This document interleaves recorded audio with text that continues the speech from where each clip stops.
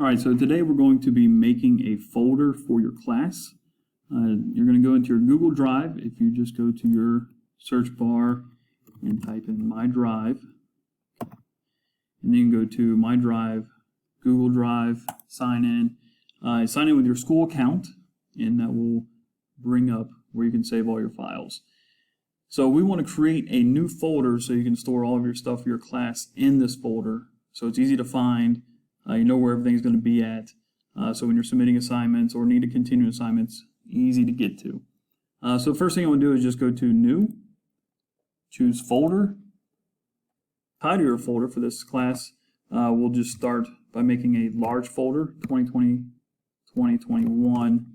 We'll put Conner High School. Create that, and then within this folder you can put all your classes in here. It makes it really easy to organize where all your stuff will be for the entire year. So create a new folder within this folder, and we're going to put first period sociology. Name it whatever class it is, second period US history, third period sociology, whatever you have. Create that folder so it's really easy to find. And then you can put all of your stuff in here, and how you organize within the folder is up to you. What I recommend you do, because our class modules are set up this way, is that within first period, you want to create a folder for the first week. And so this will make sure all assignments for that week, you can save them all to here.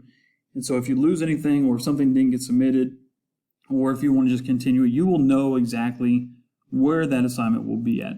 It's not really hard to create, and you can make as many folders as you want, organize it how you want.